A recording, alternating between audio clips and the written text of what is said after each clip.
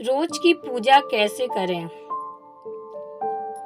यदि आप रोजाना की पूजा करते हैं पर आपको इसकी सही विधि नहीं पता है, तो आज हम आपको कुछ सरल तरीका बताएंगे जिसकी मदद से आप अपनी रोजाना की पूजा कर पाएंगे और इससे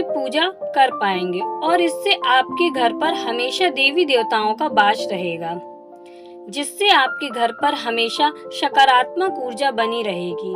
क्योंकि बहुत सारे लोग होते हैं जो नियमित रूप से पूजा करते हैं, तो आज हम आपको बताएंगे कि आप रोजाना की पूजा किस तरह कर सकते हैं जिससे आपको शुभ फल मिलेगा। नंबर 1, नहा धोकर तैयार हो जाएं। आपको सुबह सूर्योदय से पहले नहा धोकर तैयार हो जाना चाहिए, क्योंकि कहते हैं कि अगर आप सूर्योदय से पहले उठते हैं तो इससे आपके सारे काम सही होते हैं। क्योंकि सूरज निकलने के बाद पूजा करना उतना शुभ नहीं होता है जितने सूर्योदय समय पूजा करना होता है।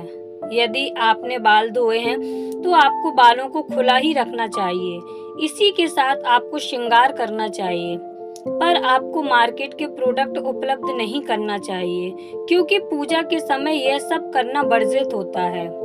इसलिए आपको नहा धोकर कपड़े पहनने चाहिए और फिर भगवान की पूजा करनी चाहिए। नंबर 2, मंदिर की सफाई करें। इसके बाद आपको मंदिर की सफाई करनी चाहिए, क्योंकि अगर आप बिना नहाए धोए मंदिर की सफाई करते हैं तो इससे मंदिर अशुद्ध हो जाता है। मंदिर बहुत ही पवित्र स्थान माना जाता है, जिस वजह से आपको नहाने के बाद ही इसे छूना चाहिए।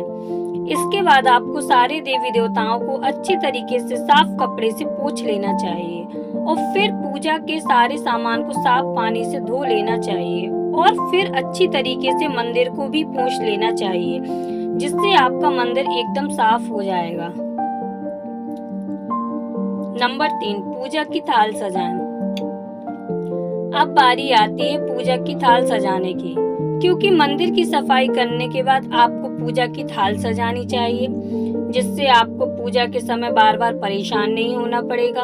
आपको पूजा की थाली में प्रसाद, फूल, रोली, चावल, दीपक, गंगा जल, धूपबत्ती, माचिस, कपूर आदि को रख लेना चाहिए और इसके बाद आपको पूजा करनी चाहिए। नंबर 4, देवी देवताओं की पूजा करें। इसके बाद आपको देवी देवताओं की पूजा करनी चाहिए। सबसे पहले आपको उन्हें तिलक लगाना चाहिए और फिर चावल और फूल चढ़ाने चाहिए। इसके बाद आपको उन्हें प्रसाद और जल चढ़ाना चाहिए और फिर उनकी आरती करनी चाहिए। आपको हमेशा देसी घी का ही दीपक जलाना चाहिए और फिर आपको आरती करके पूरे घर में आरती को घुमाना चाहिए। इसी के साथ आपको घर में कपूर को भी जलाकर पूरे घर में घुमाना चाहिए। ऐसा करने से आपके घर की सारी नकारात्मक ऊर्जा दूर हो जाती है और आपके घर में सकारात्मक ऊर्जा आती है। इसी के साथ आपके घर में जितने भी देवी देवता हों, आपको सभी की पूजा करनी चाहिए, क्योंकि इससे आपके घर पर देवी देवताओं का वास रहता है। नंबर 5, तुलसी को जल चढ़ाएं। इसके बाद आपको तुलसी को जल चढ़ाना चाहिए, क्योंकि यह हमारे घर की सबसे पवित्र होती है। अगर आपके घर में तुलसी है और आप उसकी नियमित रूप से पूजा करते हैं तो इससे आपके घर में कभी भी नकारात्मक ऊर्जा प्रवेश नहीं कर पाती है। आपको तुलसी के नीचे घी का दीपक जलाना चाहिए और उन पर जल चढ़ाकर उनकी पूजा करनी चाहिए। इसी के साथ आपको सूर्य देव को भी जल अर्पित करना चाहिए, जिससे आपके घर पर हमेशा देवी देवताओं की कृपा बनी रहती है। नंबर 6, शाम को दीपक जलाएं। जिस तरह सुबह पूजा की जाती है उसी तरह शाम के समय भी आपको मंदिर में दीपक जलाना चाहिए, क्योंकि ऐसा करना शुभ होता है। शाम के समय अगर आप पूजा करते हैं तो इससे आपके घर में हमेशा सुख शांति बनी रहती है और आपको ज्यादा शुभ फल मिलता है।